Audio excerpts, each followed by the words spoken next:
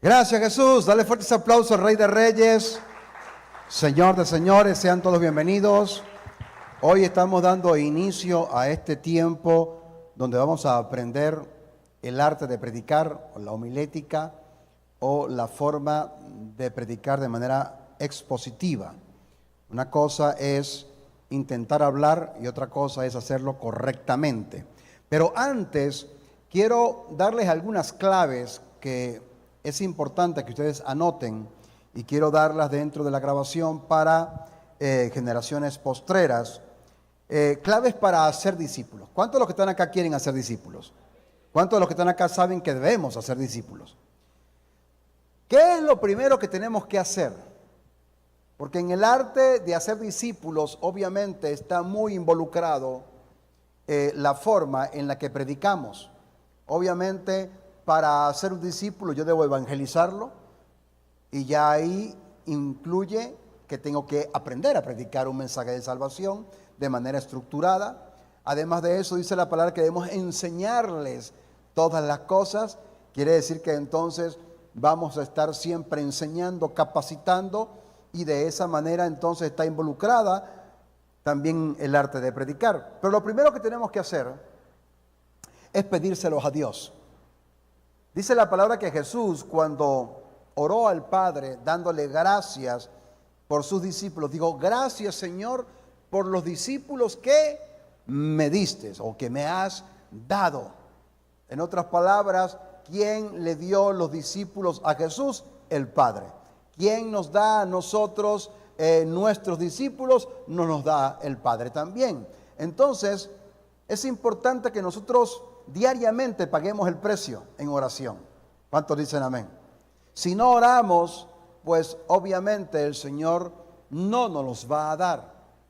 Entonces lo primero que tenemos que hacer es pagar un precio en oración diariamente. Señor, dame los discípulos, Padre. Y cada mañana que usted ore por sus discípulos, usted entonces se va a centrar cada día en evangelizar, en predicar, en cuidar, etcétera, etcétera. Entonces, número 1, orar, pedírselos a Dios. Número 2, invitar a la mayor cantidad de personas posibles. A mayor número de personas que usted haya invitado cada día, pues mayor posibilidad tendrá de que usted tenga nuevos asistentes a su grupo. Obviamente se trata de invitar y de evangelizar. Usted invita y da el mensaje. Yo les he dicho muchas veces que según las estadísticas hablan de que para que una persona nos compre el mensaje, tendremos que dárselo a 10, o sea, de 10, 1. Entonces, por ejemplo, si usted tiene en su grupo 5 personas que están activas, usted debe entonces asignarles a cada uno que invite a 10 en toda la semana. ¿Me estoy explicando? Si invita a 10 en toda la semana, hay la probabilidad de que entre esos 10 uno asista. Y si son 5, vamos a tener en esa semana 5 nuevos invitados. Si no te llega nadie, es tal vez porque no estás invitando o no estás evangelizando lo suficiente. Tal vez estás invitando a uno. Ay, pastor, yo invité a uno y no vino. Obvio, estás fuera de la estadística. ¿Cuántos dicen amén? Entonces, a mayor invitación, mayor probabilidad tenemos de que las personas asistan a nuestro grupo. Número 1, pedirle a Dios por nuestros discípulos. Número 2, evangelizar la mayor cantidad de personas que tengamos. 10 personas en la semana, estamos hablando de por lo menos 2 personas diarias. ¿Será que se puede evangelizar a 2 personas diarias? ¿Será que se puede invitar a 2 personas diarias? Muy bien. Tercera cosa, debemos ser reiterativos en la invitación y usar los recordatorios.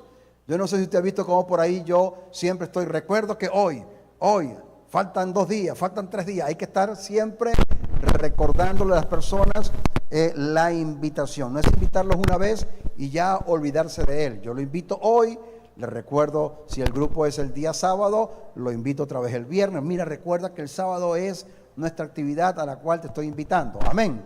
Entonces, orar, evangelizar e invitar y ser reiterativo. Lo número 4, cuidar obviamente a los que asisten para que sigan asistiendo. Eso ya lo hemos hablado bastantes veces. El arte de cuidar a esa persona. Si una persona asistió, entonces estar pendiente de esa persona en toda la semana. Número 5, bien importante, cuidar la calidad de nuestro grupo.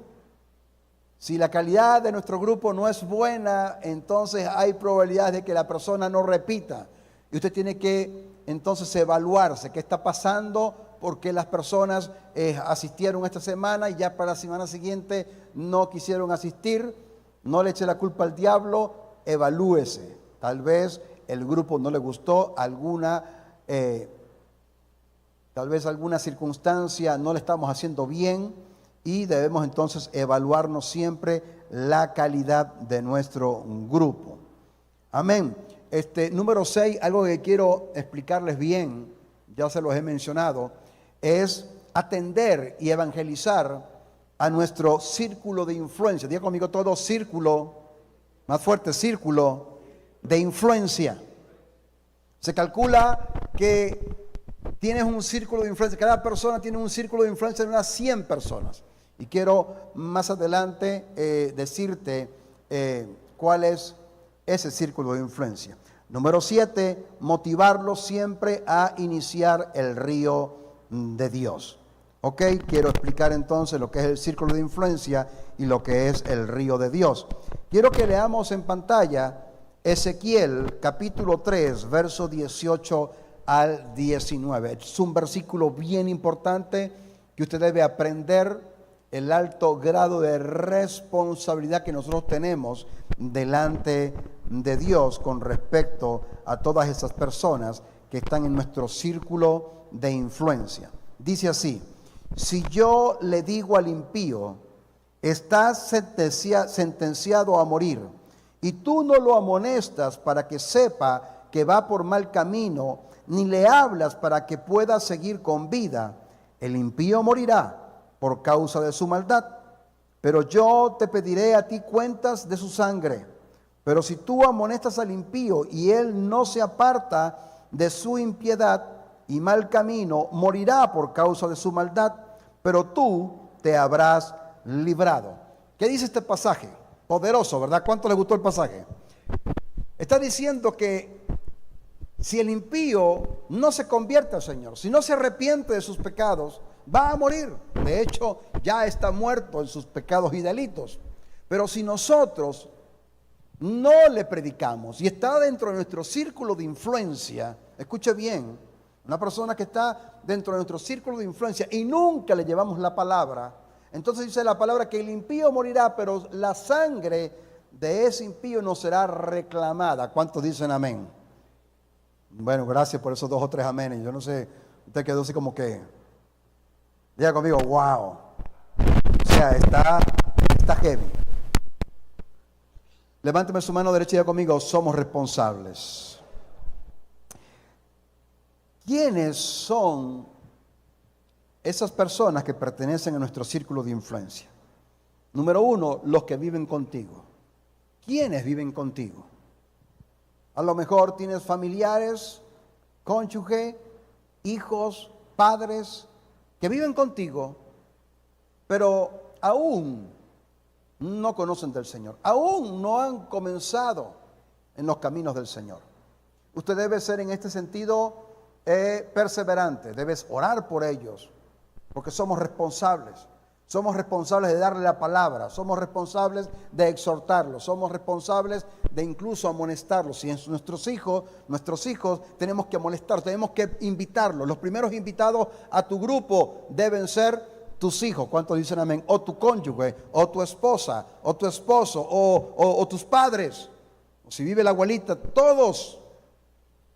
La meta número 1 es que toda tu familia llegue a Cristo. ¿Cuántos dicen amén?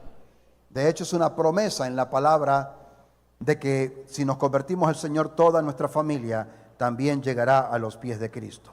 Segundo círculo de influencia son nuestros familiares, aquellos que no viven con nosotros, pero son nuestros familiares. Allí incluye tíos, primos, etcétera, etcétera. Todos nuestros familiares. Yo declaro en el nombre poderoso de Jesús que toda tu familia conocerá del Señor.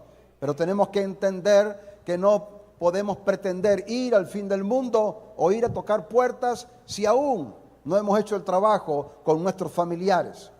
Yo creo que tenemos que, sin dejar de hacer aquello, hacer esto. En otras palabras, es bien importante que mientras le predicamos a los vecinos, pero también le prediquemos a nuestros familiares y a las personas que viven con nosotros. El tercer círculo de influencia son aquellos compañeros de trabajo y o estudio. Toda persona que trabajan contigo o estudian contigo, que tú los conoces. No tienes que llegar a una casa, tocar una puerta. ¿Quién eres tú? No, te conocen. Es nuestra responsabilidad darles el mensaje de la palabra del Señor. Porque si no, dice la Biblia que mañana el Señor va a pedir cuentas de esa sangre. Los vecinos que tienes alrededor de tu casa, son bien importantes que también los apuntes en esa lista. Además de eso, los vecinos que están alrededor del grupo de cobertura. Si usted se pone a sacar la cuenta, ya usted verá que pasan las 100 personas. Si no, el número está cercano. Y si una persona de esas se convierte, de esos 100, uno que se convierta, detrás de esa persona, hay 100 más. De manera tal que entonces el círculo comienza a expandirse.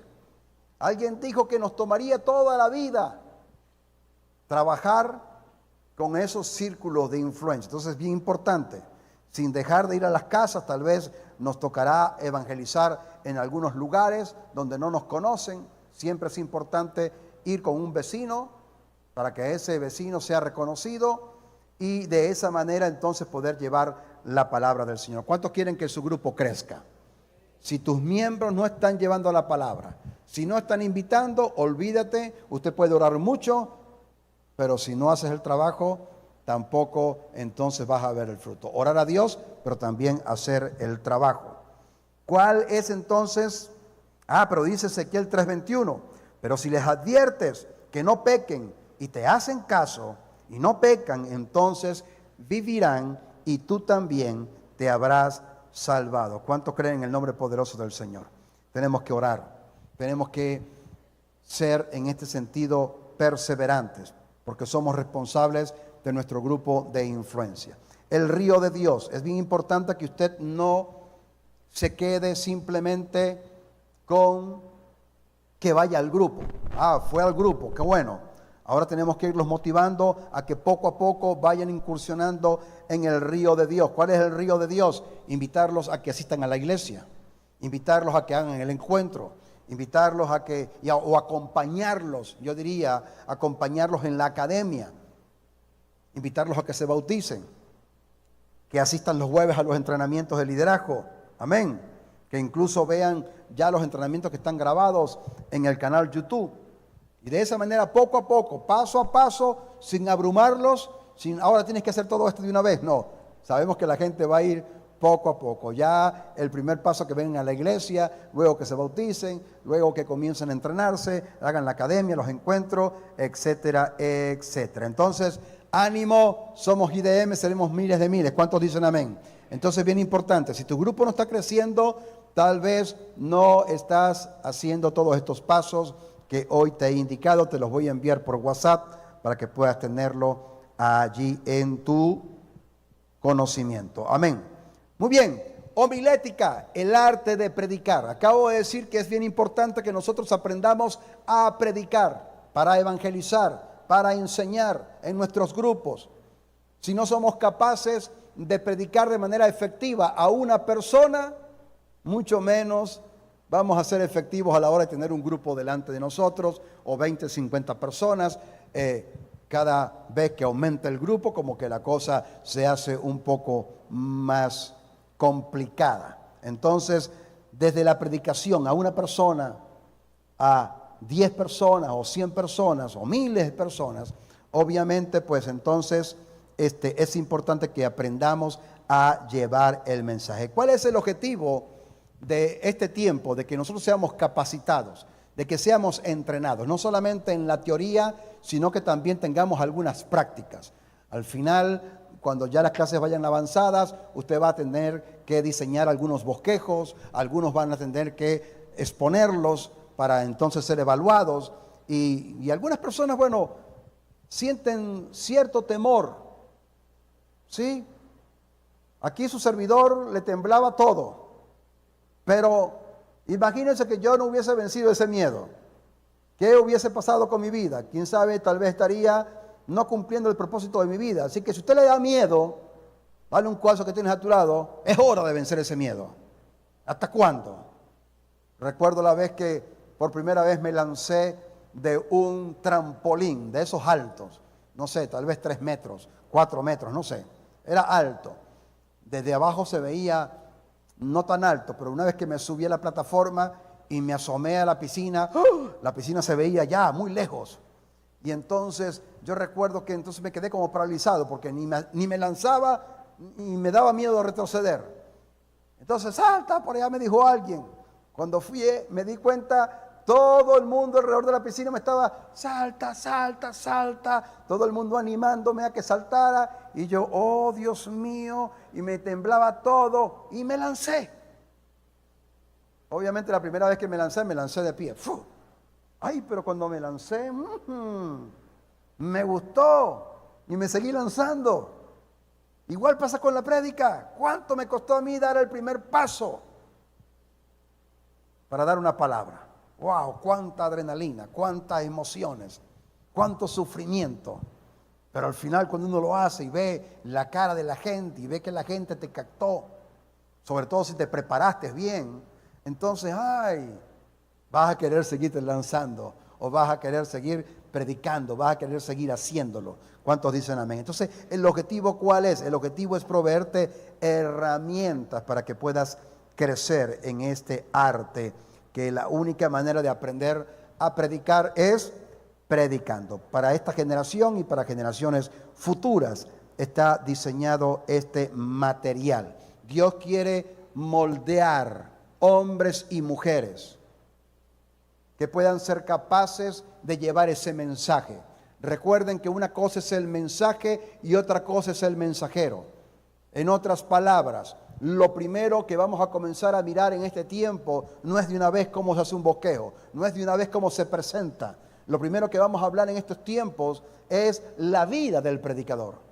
Un predicador debe tener, número 1, testimonio. Un predicador debe, número 2, tener tiempo de oración. Un predicador tiene que aprender a entender que tiene que conocer la palabra de Dios. Por eso yo les asomé ya en estos días que ¿cuántos han leído la Biblia del Génesis al Apocalipsis? Por allá una persona levantó la mano. ¡Wow! Eso me dejó así como que pensativo. Otro por allá me dijo, pastor, yo me la he leído como 3 veces. ¡Qué bueno! Pero tienes que leer la palabra. Diga el que esté a tu lado, tienes que leer la palabra. No sea que por allá, en medio de una prédica, te llegue, disque un versículo bíblico que diga, por ejemplo, a Dios dando y con el vaso dando. No, eso no está en la Biblia, hermano. Pero usted escuchó por allá, parecía un versículo bíblico. Se trata de que usted tenga la capacidad o tengamos la capacidad de que los incrédulos puedan ser evangelizados, puedan recibir la palabra. Estoy seguro que muchos de los que están acá aún no tienen una estructura a la hora de evangelizar. Bueno, vas a tener que aprenderla, vas a tener que memorizar una estructura. ¿Qué es lo primero que le decimos a una persona que no conoce del Señor? ¿Sabes que Dios te ama y tiene un plan maravilloso para tu vida? ¿Cómo? Sí, el tema es que el pecado nos separa de Dios, de ese propósito y de las promesas. Romanos 3:23, la paga del pecado es muerte y muerte es separación. Y ahí llevas 2 puntos. Dios te ama y tiene un plan contigo. Número 2, pero el pecado te separa. Número 3, esa estructura la tiene usted en su mente, la ha memorizado. Número 3, pero cálmate, tranquilo. Jesús murió en la cruz del Calvario por nosotros y Él extendió el puente. ¿Qué debo hacer? Número 4, Creer en tu corazón y confesarlo con tu boca. Y va a ocurrir un milagro maravilloso de que el Espíritu Santo va a venir a morar dentro de ti. Y entonces vas a cambiar, tu vida va a cambiar.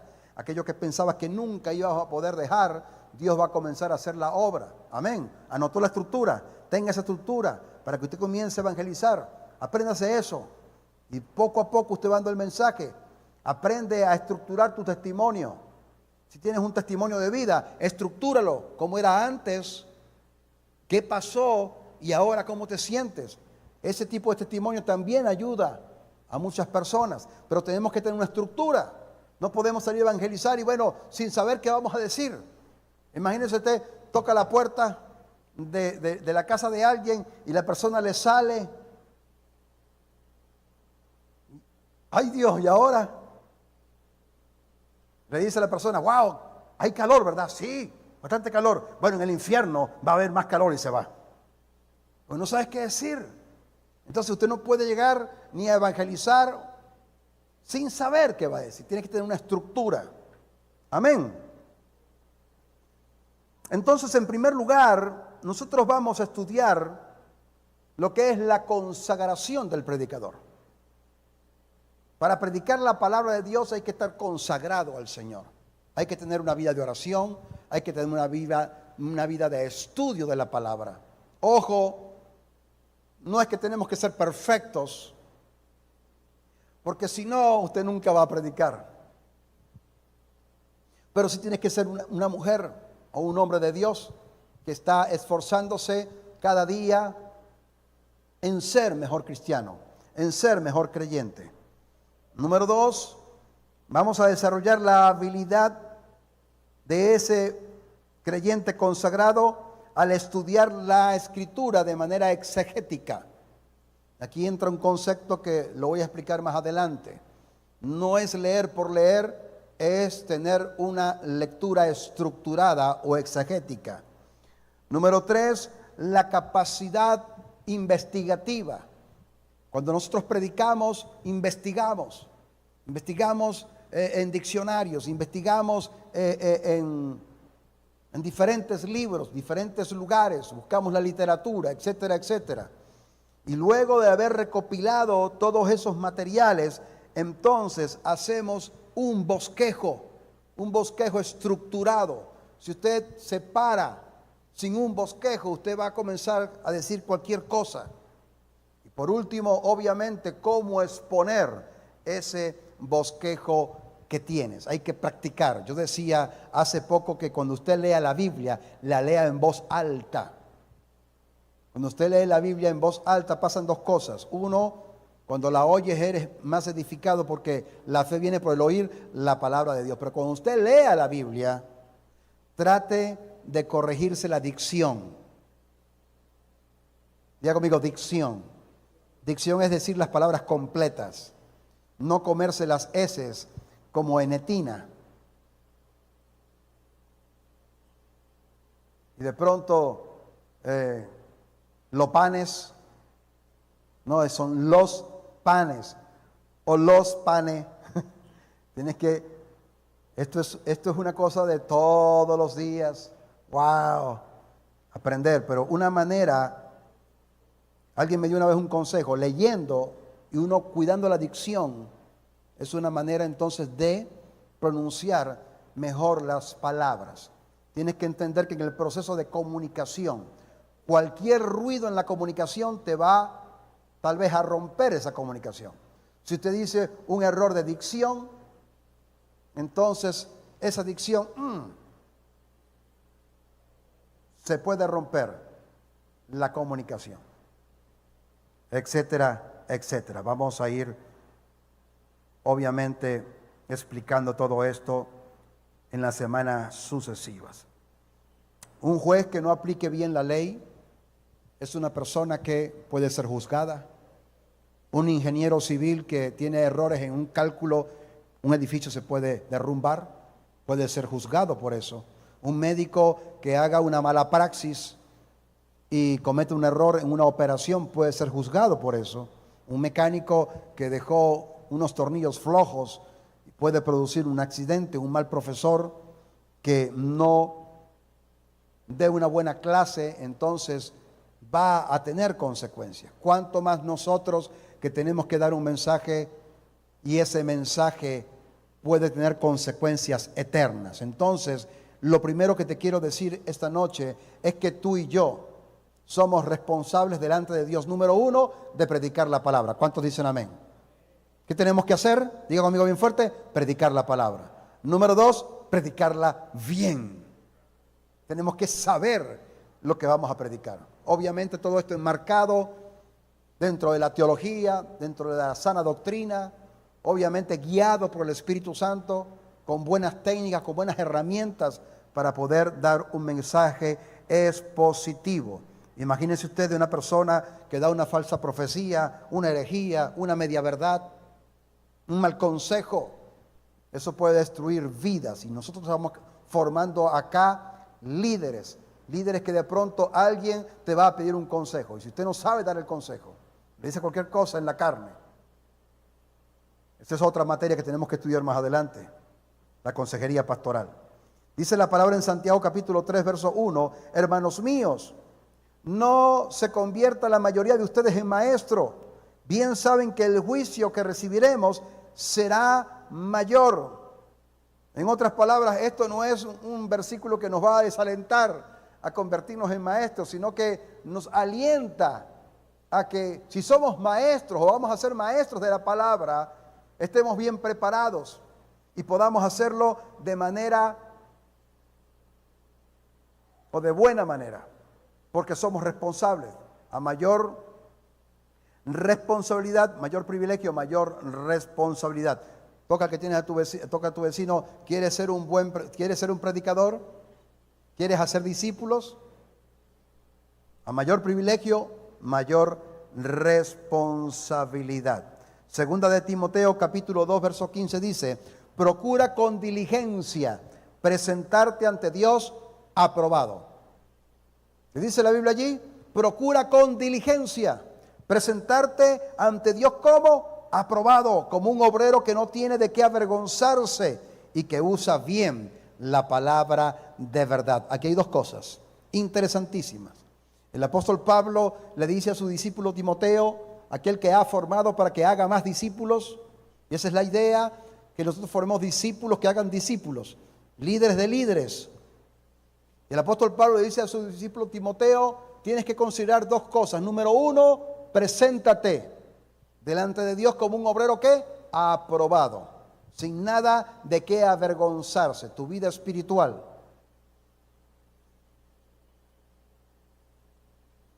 Tu testimonio aprobado. ¿Cuántos dicen amén? Para ser un predicador, para ser un maestro, para ser un líder de grupo, tenemos que presentarnos delante del Señor como aprobado. Ay, pastor, pero es que yo tengo algunas áreas. Tienes que buscar la forma y la manera de crecer y despojarte de toda cosa que te pueda traer vergüenza el día de mañana. Amén. Y número dos, una persona que usa bien la palabra. Tiene buena doctrina, tiene una capacidad de hablar, de corregir de manera precisa, porque maneja la palabra. Usted puede aprender la palabra de dos formas. De manera muy lenta, viniendo los domingos nada más. Si usted viene los domingos y los jueves, vas a aprender la palabra muy lento. Tal vez te va a tomar unos 20, 30 años aprender la palabra. Diga conmigo, wow. Sí, viniendo de domingo en domingo, 20, 30 años para aprender la palabra. Por eso que usted tendrá que estudiar cada día. ¿Cuántos dicen amén? Yo le decía a esta persona que me dijo, pastor, yo me he leído la Biblia 3 veces. Ah, qué bien.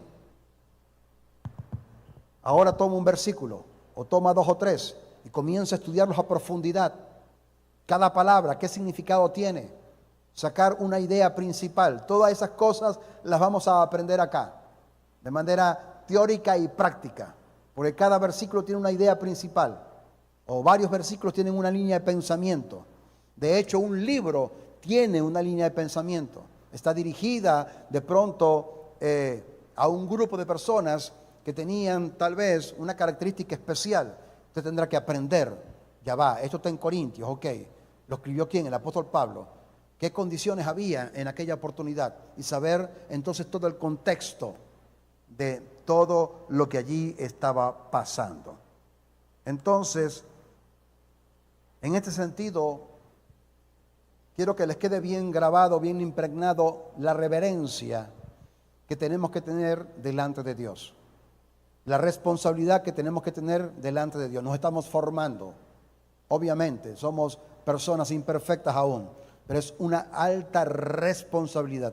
Lo que estás enseñando tiene que ser bíblico. Y usted tiene que tener testimonio de lo que está diciendo. Amén. No es que yo digo y predico una cosa y hago otra. No. Una dicotomía en ese sentido.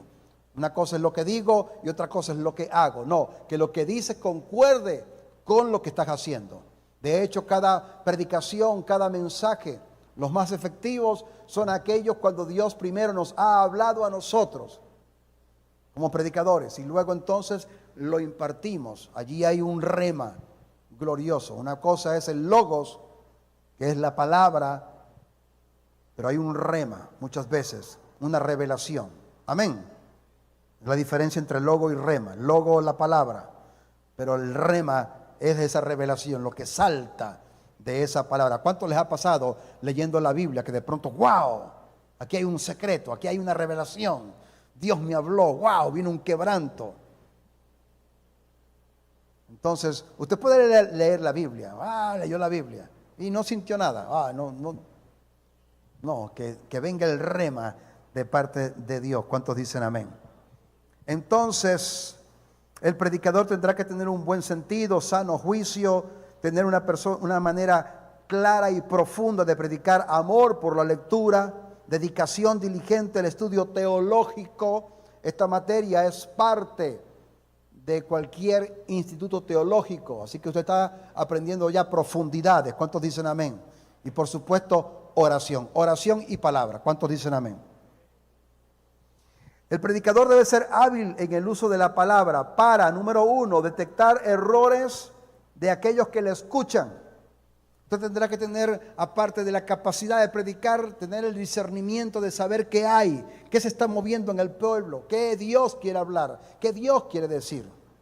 Además de eso, liberar hombres de sus fortalezas de ignorancia, convencer sus conciencias, gloria a Dios, refutar argumentos antibíblicos, cumplir su responsabilidad de proclamar todo el consejo de Dios. Obviamente, los predicadores tenemos la ayuda, o deberíamos tener siempre la ayuda del Espíritu Santo, que es el que redarguye de pecado.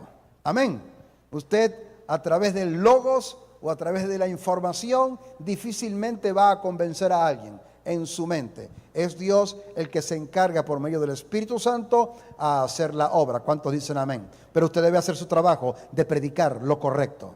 Porque si usted predica lo incorrecto, el Espíritu Santo, wow, ¿qué puedo hacer para corregir lo que este hijo mío, la falsa doctrina que acaba de decir? Me estoy explicando, ¿verdad? Somos entonces responsables delante del Señor. Dice la palabra en 2 de Timoteo, capítulo 4, verso del 1 al 5. Te encargo delante de Dios y del Señor Jesucristo, quien juzgará a los vivos y a los muertos en su manifestación y en su reino, que prediques la palabra. Número uno, que prediques la palabra, que instes a tiempo y fuera de tiempo, redarguye, reprende, exhorta con toda paciencia y doctrina, porque vendrá un tiempo en que no soportarán la sana doctrina, sino que aún teniendo comezón de oír, se amontonarán maestros conforme a sus propios malos deseos, y apartarán de la verdad sus oídos, y se volverán a las fábulas. Pero tú sé sobrio en todo, soporta las aflicciones, haz obra de evangelista, cumple tu ministerio. ¿Cuántos dicen amén? ¡Wow! ¡Cuánta profundidad! Yo me pongo a sacar acá, salen 2 prédicas de estos 5 versículos. Amén. Pero bueno, en línea general está hablando de que nosotros como predicadores tenemos que mantenernos centrados en la palabra del Señor. Dice que en los últimos tiempos muchas personas se van a levantar como falsos profetas y la gente se va a amontonar porque la gente tiene comezón de oír, pero de oír lo que le conviene. Diga conmigo, de oír lo que le agrada. Usted se va a comenzar a dar cuenta como predicador que cuando usted dice algo, una promesa en la Biblia, la gente dice amén. Pero cuando le dices la otra contraparte, ¿qué tienes que hacer para alcanzar la promesa? Los amenes bajan. Dios te va a prosperar y va a abrir las ventanas de los cielos y va a derramar bendición hasta que sobreabunde. Amén. Pero para eso primero tendrás que dar tus diezmos y tus ofrendas. Amén. Y tenemos que aprender como predicadores que tenemos que enseñar la palabra completa, no una media verdad. El Señor te va a bendecir, el Señor te va a prosperar. Y hoy día hay mucho de eso. La mayoría de los profetas, usted los escucha y casi todos vienen con buenas noticias. Qué bueno, porque el Evangelio son buenas noticias. Pero muchas veces vemos en la Biblia profetas que Dios usó de manera sabia, de manera amorosa, que le llegaron, por ejemplo, a un rey a decirle y exhortarlo y hablar de las consecuencias de su pecado. Entonces, cada uno de nosotros como líderes y como predicadores vamos a tener que darle cuenta a Dios de la manera como lo hacemos y de eso somos responsables. Y el juez perfecto va a juzgar perfectamente. Así que ánimo, vamos a capacitarnos y vamos a hacer lo mejor. La idea es que nosotros acá te podamos dar herramientas, enseñarte todo lo que sabemos, todo lo que hemos aprendido en teología, todo lo que sabemos de la palabra y poderlo dejar obviamente en las manos de ustedes para que ustedes puedan ser entonces instrumentos de parte de Dios y puedan transmitírselo a otras generaciones. Entonces se trata de complacer a Dios. Cuando des una palabra es para complacer a Dios y no a los hombres. Dale un codazo que tienes a tu lado. Entonces, hoy vamos a comenzar a hablar acerca de lo que es la predicación expositiva. Vamos a aprender el arte de predicar, pero de una manera expositiva. En otras palabras, la predicación se puede ver empañada por muchas cosas. De pronto, un predicador que está tratando de hacer un show o de sacar aplausos y no demostrar la revelación divina de parte de Dios. Entonces usted ve de pronto un showman, una persona que tiene una capacidad comunicativa, pero entonces su predicación son cuentos, fábulas, historias. Por allá, si dice un mensaje bíblico, habrá predicadores en estos días así, usted llora, usted ríe, tremenda palabra, pero te preguntan, ¿de qué habló? No, muy buena la palabra, cómo me reí, cómo lloré. Predicadores que tocan las emociones, pero no hay una revelación. Otra contraparte es que el predicador proclame la palabra, pero que no produzca un efecto en la gente, para que la gente la obedezca. O sea, no la expuso de manera correcta. Dijo la verdad, pero a lo mejor lo dijo de una manera chocante. Lo dijo de una mala manera y la gente, en vez de hacer lo correcto, más bien recibió el mensaje desvirtuado. Nuestro compromiso debe ser predicar fielmente la Biblia y nuestra vida íntima y comunión la vamos a manifestar ¿dónde? En el púlpito. ¿Cuántos dicen amén? Unos mensajes muy de esta época, mensajes filosóficos y muchas veces psicológicos, basados en la psicología o en la filosofía griega. De pronto ven un mensaje de la filosofía griega y lo tratan de llevar a la palabra de Dios. Vamos a ser responsables ¿de qué? De predicar la palabra de Dios. Amén. ¿Es mala la psicología? No es mala la psicología. ¿Es mala la filosofía? No es mala la filosofía. ¿Podemos usar algunas herramientas psicológicas o filosóficas? Amén, se puede hacer. Pero nuestra base fundamental, central, es la palabra de Dios, no al revés. ¿Ok? Un mensaje no puede estar lleno de filosofía o lleno de psicología o lleno de cuentos o lleno de experiencias y por allá. Un mensaje de la palabra de Dios debe ser al revés. ¿Me estoy explicando? ¿Cuántos dicen amén? Me estoy explicando, ¿verdad? El centro de la predicación es la palabra. La adornamos con algunas cosas para dar un mejor entendimiento. Está bien, es válido. Predicar solo bendiciones y promesas, lo que yo acabo de decir.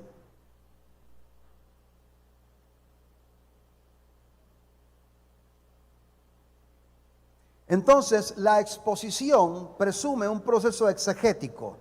Usted me dirá, pastor, ¿qué es entonces exégesis? Según el diccionario, la exégesis es la interpretación crítica y detallada de un texto para descubrir el significado que el autor original quería transmitir. Amén. Cuando usted hace una exégesis, usted hace un análisis profundo de un versículo o de varios versículos. Por eso es que la mayoría de los predicadores que hacen una prédica exegética o expositiva no usan muchos versículos. Cuando usted ve una gente que está lanzando 10, 15 versículos, no está haciendo un análisis. Usted dice, wow, ¿cómo se sabe versículos bíblicos? Yo no sé si usted ha visto predicadores que comienzan versículo, pero no hay una hilación entre uno y otro. Por lo general, cuando se predica la palabra, unos 3, 4 versículos ya es suficiente y todos tienen que tener un hilo de pensamiento. Bueno, yo el domingo que viene voy a leer una historia que tiene 20 versículos. Y digo, wow, Señor, me voy a contradecir tan rápido. Lo estoy diciendo aquí de una vez para que usted se prepare. Ay, pero el pastor dijo que eran poquitos versículos y el domingo, que es una historia tan maravillosa que la tengo que leer toda. Pero ya no leo más. Amén. Entonces, ¿qué es una exégesis? Una exégesis es cuando entonces se hace un análisis del versículo. Todo lo puedo en Cristo que me fortalece. Usted comienza a hacer un análisis. ¿Qué quiso decir el escritor bíblico cuando dice que todo lo puedo en Cristo que me fortalece? Amén. Y no cambiar, no sacar textos fuera del contexto. Alguien dijo, un texto sacado de contexto se vuelve un pretexto. Y muchas veces hay personas que hacen doctrinas de un solo versículo. ¿Sí? Un solo versículo por allá, entonces se sacó una doctrina. No, toda doctrina tiene que tener suficiente basamento bíblico. Entonces, mucho cuidado con eso. En la interpretación. Una cosa es leer la Biblia y otra cosa es interpretarla. ¿Cuántos dicen amén? Yo les hablaba que muchas veces el predicador pentecostal, creyente de los dones del Espíritu Santo, tal vez confiando tanto en los dones del Espíritu Santo, no tenía buena preparación.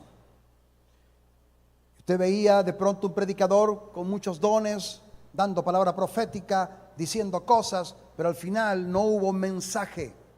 No hubo un mensaje con una estructura.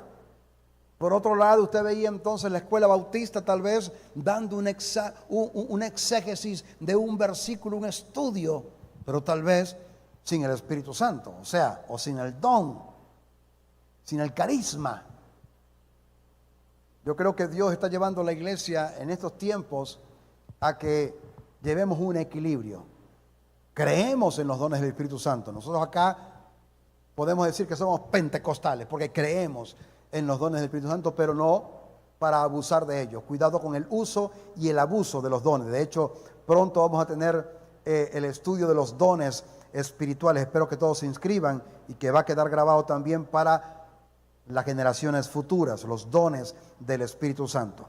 Bien, entonces, Dice Amós capítulo 8, verso 11, he aquí vienen días, dice Jehová el Señor, en los cuales enviaré hambre a la tierra, no hambre de pan, ni sed de agua, sino de oír la palabra del Señor. ¿Cuántos dicen amén?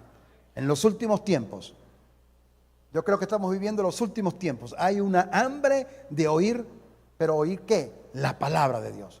Que tú y yo nos convirtamos en verdaderos comunicadores de esa palabra y que esa palabra no vaya tergiversada, sino que sea la esencia para la cual fue escrita.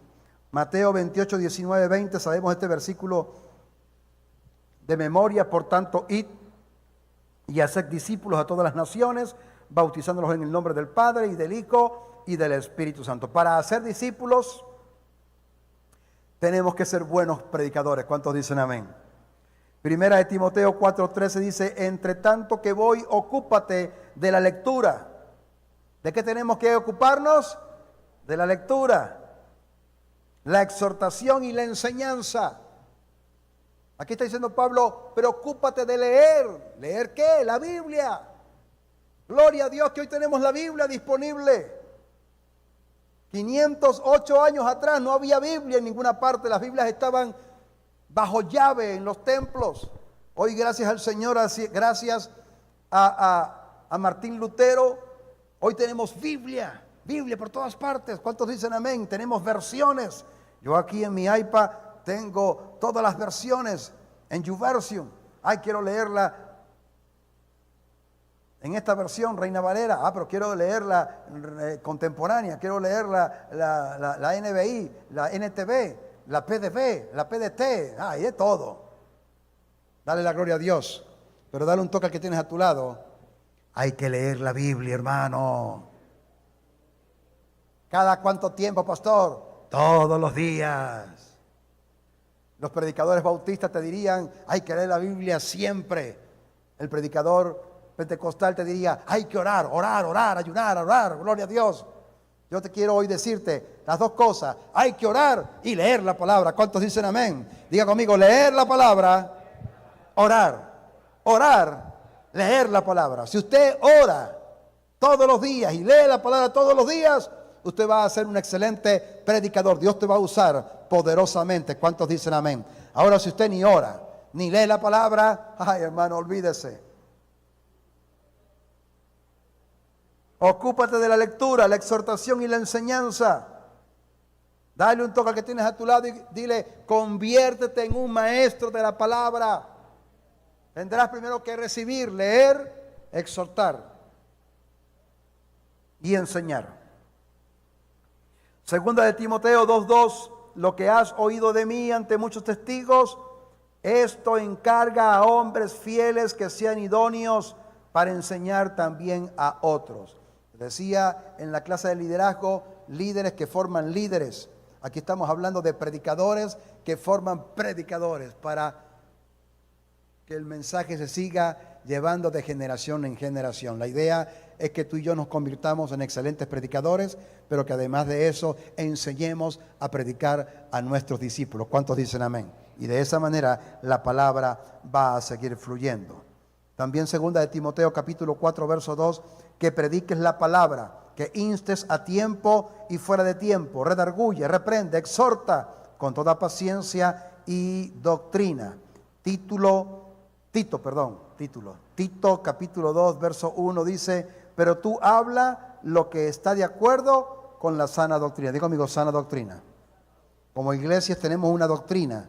Es importante que usted se aprenda esa doctrina. La acabamos de dar en un encuentro de identidad. Es importante que usted lea esa doctrina. Yo no recuerdo si yo pasé esa doctrina a los chats. No la pasé. Gracias. Recuérdenmelo, por favor. Qué bueno aquellos que me recuerdan. Pastor, no ha pasado el bosquejo. Pastor, no ha pasado la prédica. Recuérdenmelo el lunes, no el martes, porque ya la idea es que vayamos con el tiempo. Amén. Bien, vamos a ir cerrando esto. Mucha información, pero quiero que te quede esto bien grabado. Hemos hablado de la importancia de tu vida personal como predicador o como predicadora. Bien importante tu vida devocional, tu vida de preparación. Orar, leer la palabra, tu vida de santificación. Vamos a entrar en teoría. ¿Cómo definir la predicación expositiva? Hay 3 tipos de predicaciones. Una es la temática, otra es la textual y otra es la expositiva. ¿Qué significa cada una de estas? Cuando se da un mensaje temático es cuando se habla de un tema en específico. Por ejemplo, vamos a hablar del amor.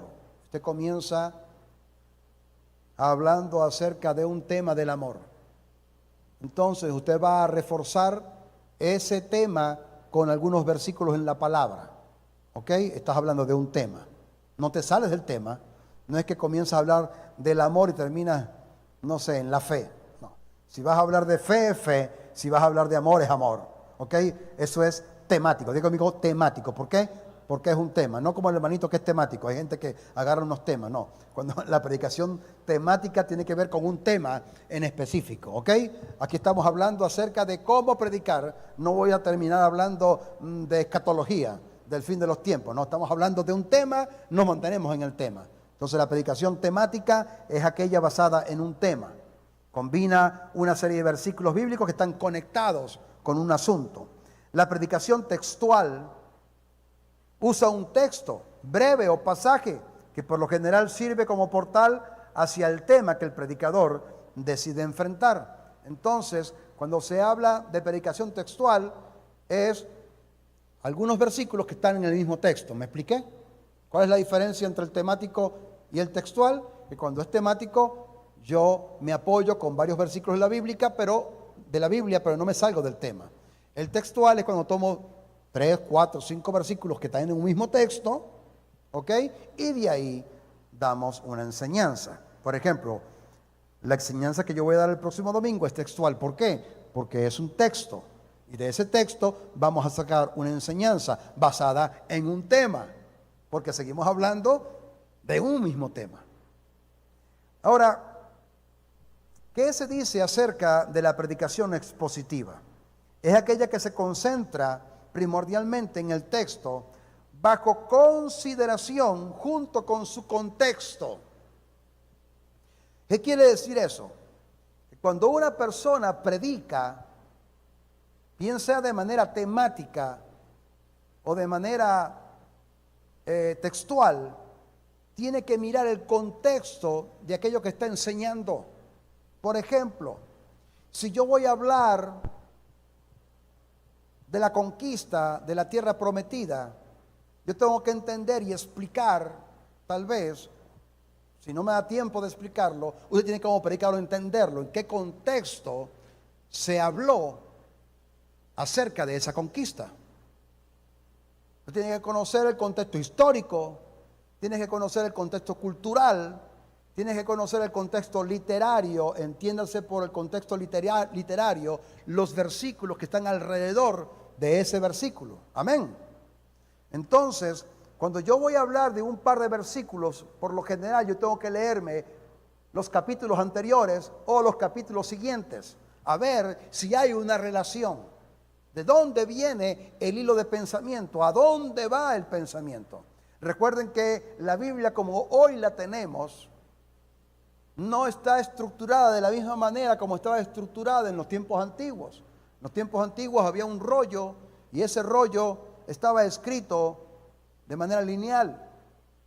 Esta estructura de capítulos y versículos vino después. ¿Ok? Los rollos antiguos no estaban divididos por capítulos o versículos.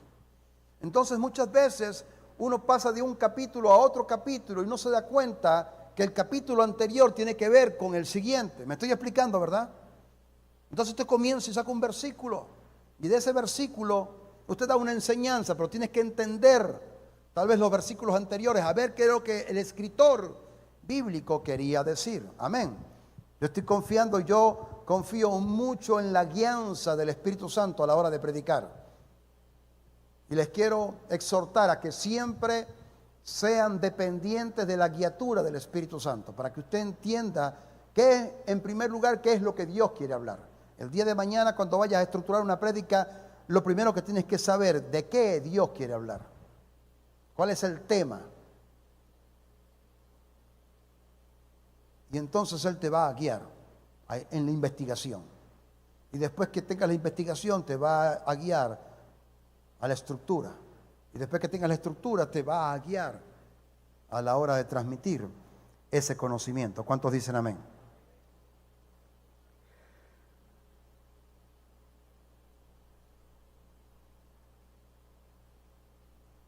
Vamos a ver rápidamente qué no es una predicación expositiva. Número 1, no es un comentario de palabra en palabra ni versículo en versículo, sin unidad, sin bosquejo o sin dirección dominante. Alguna persona podrá decir, bueno, voy a hacer una exégesis acá. Todo lo puedo en Cristo que me fortalece. Lo primero que tenemos que entender, usted comienza, estoy imaginándome que estoy predicando. Lo primero que tenemos que entender que todo es todo.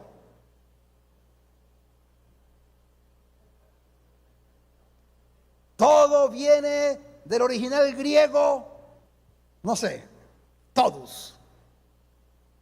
Usted comienza palabra por palabra y sin ningún tipo de relación, todo lo puedo. ¿Qué es poder? Poder, capacidad. Usted comienza como que, usted escuchó aquí que el exégesis era un estudio palabra por palabra. Usted comienza palabra por palabra. Eso no es una predicación expositiva, sin un sentido. O comienza a buscar el verbo. Esto es un verbo transitivo y comienza con una literatura que en algunos casos pues te puede ayudar. Id y hacer discípulos. Ese verbo id es tan imperativo, o sea que es una orden. Wow. Esta explicación de lo literal, de lo literario, tiene una justificación. Pero si no tiene una justificación, usted no va a comenzar palabra por palabra a decir la raíz o a decir el significado si no tiene una justificación. Entonces una predicación expositiva no es que usted mañana va a agarrar un versículo, palabra por palabra, qué significa cada palabra. ¿Sí? O qué dice el diccionario acerca de cada palabra. En este caso mucho es el Google. Cuidado. Número 2, no es pura exégesis independientemente de cuán erudita sea. Si le falta un tema, una tesis, un bosquejo o un desarrollo, no es una predicación expositiva. Yo no sé cuánto les ha pasado que de pronto van a escuchar una prédica. Usted tal vez es de aquellos que le gusta anotar y no puedes anotar nada. Yo en estos días estaba viendo un cuaderno que yo tenía cuando estaba muchacho, donde yo anotaba mis prédicas.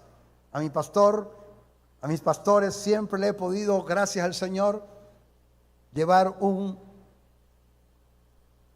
bosquejo. Y uno ve que llevan un bosquejo. Entonces es fácil anotarle. Pero una persona que no tiene bosquejo, recuerdo que en ese cuaderno, en un tema, agarré y no tenía título. El pastor empezó a hablar y hablar y hablar, echó un cuento, una cosa por allá. Y recuerdo que yo mismo coloqué, no pude anotar nada, me fui. ¿Usted ha escuchado gente así? Gente que comienza a hablar y hablar y ¿de qué habló? ¿De qué está hablando, pastor? No dijo un título, no hizo una introducción, no tiene unos puntos principales y al final no tuvo ni una conclusión. Error, fatal, no predicó, habló.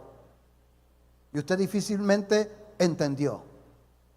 No me vaya a decir usted como el día, un pastor que predicaba tan abstracto que uno decía, wow, qué profunda la prédica. No entendí nada. Hay gente que cree que la prédica, porque como no entendió nada, es profunda. Wow, ¿de qué habló? No entendí nada, pero profunda, la profundidad increíble. Número 3, no es una homilía temática que utiliza algunas secciones del pasaje, pero omite la discusión de otras partes de igual importancia. Hay que mostrar muchas veces las dos caras de la moneda. A mí cuando doy teología me gusta enseñar todas las escuelas.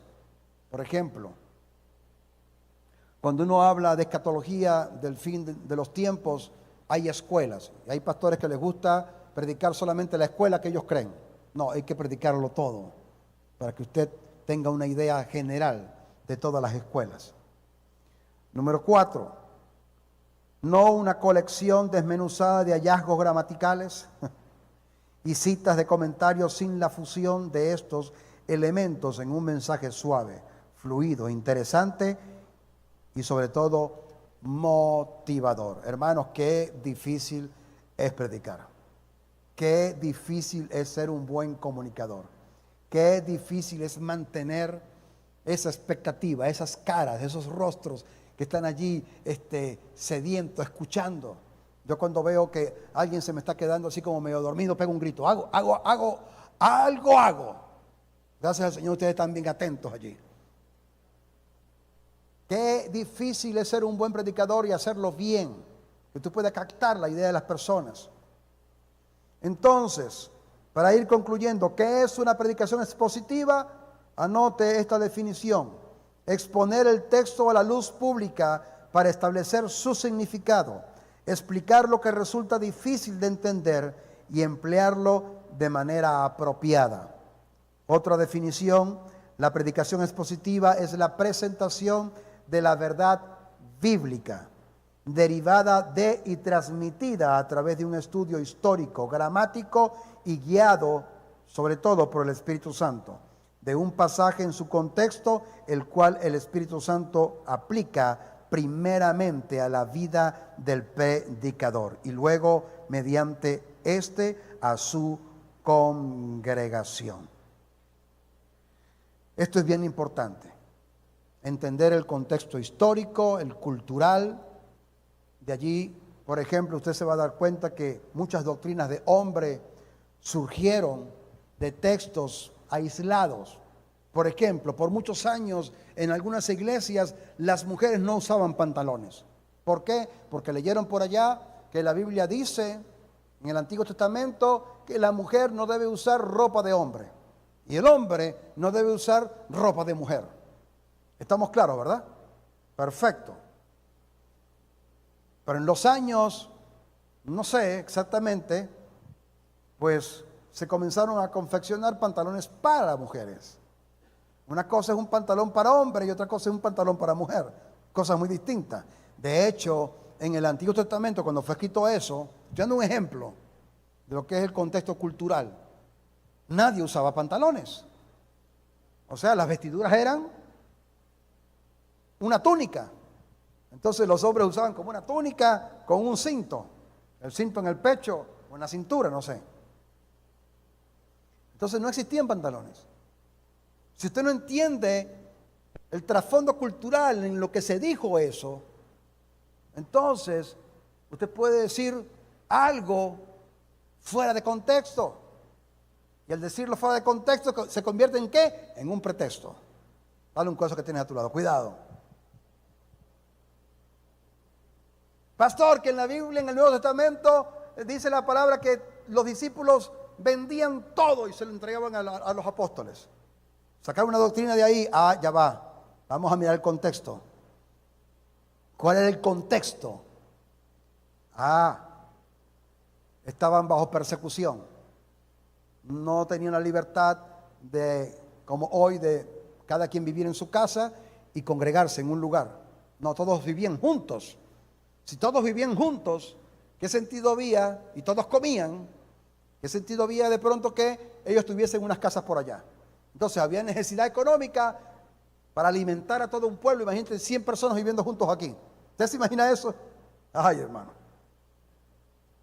El gasto económico que puede ser eso para la iglesia primitiva vivía en ese contexto.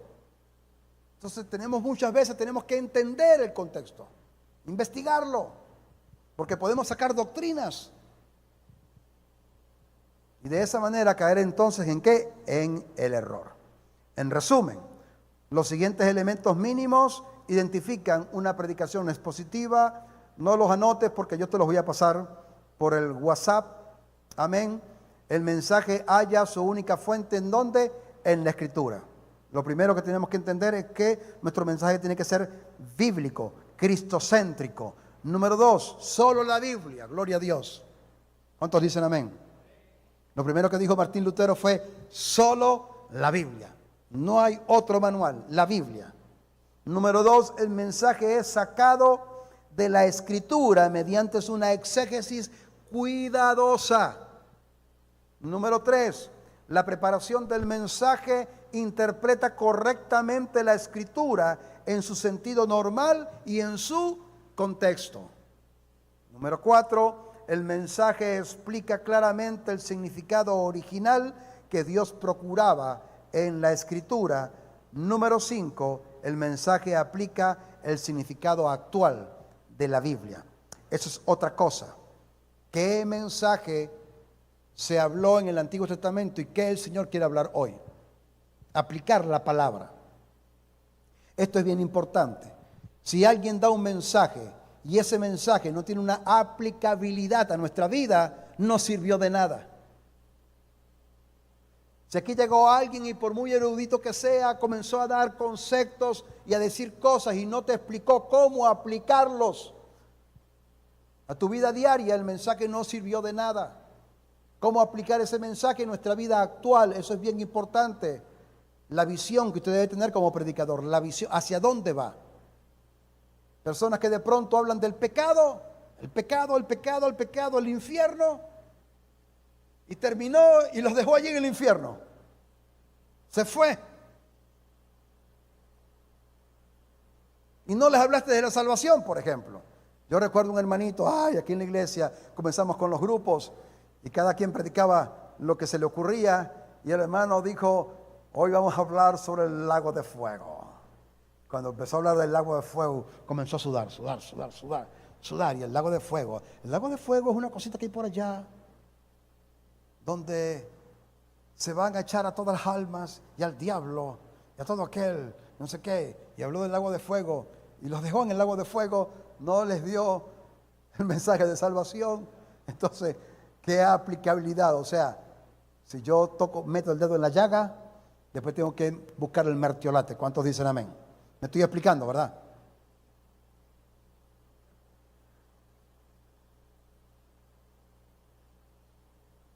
Cuatro cosas que nos va a llevar todo este estudio.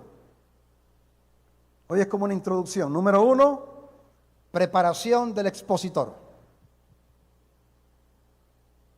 Dice la palabra, y no es que nos creamos competentes por nosotros mismos, como si esta competencia nuestra surgiera de nuestra propia capacidad. Nuestra competencia proviene de Dios, pues Él nos hizo ministros competentes en un nuevo pacto. No de letra, sino del Espíritu, porque la letra mata, pero el Espíritu, ¿qué? Vivifica. Gloria al Señor. Dios te va a hacer un ministro competente. ¿Cuántos dicen amén? Dios te va a preparar, Dios nos está preparando.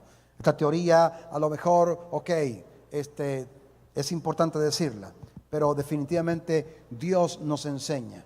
Pero toda la experiencia que podamos nosotros buscar y aprender de otros predicadores es bien importante.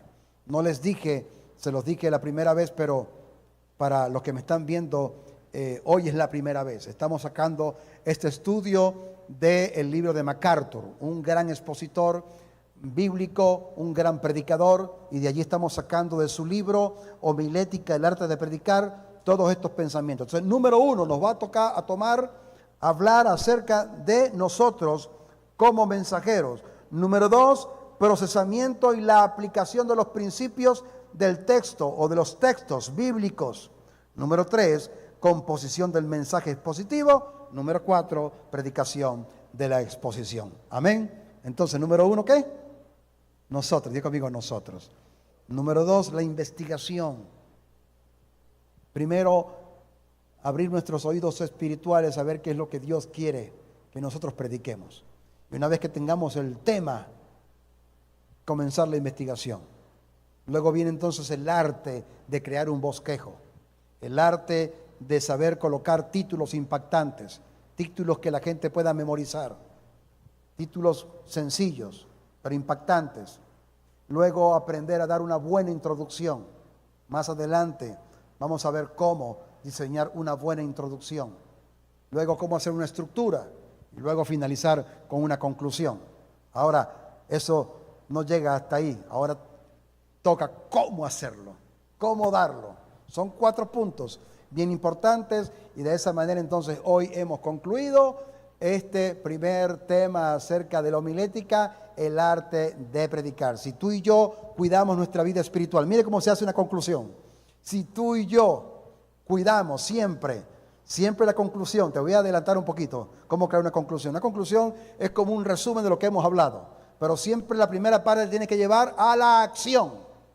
Si usted cuida su vida personal, su vida de oración, su vida de estudio de la palabra, pero además de eso, entonces, a la hora de predicar, tienes tus oídos abiertos a lo que el Espíritu Santo quiere decirte, y además de eso, desarrollas una buena técnica para estructurar un buen bosquejo, y de último, entonces, aprendes el arte de comunicar la palabra, serás un buen predicador. La conclusión siempre termina con una promesa: serás un buen predicador. Si haces esto, entonces recibirás aquello. Bienvenido a este tema interesantísimo, el arte de predicar. Que Dios me los bendiga. Recuerden que es importante comenzar, pero mejor siempre es terminar. Gloria al Señor.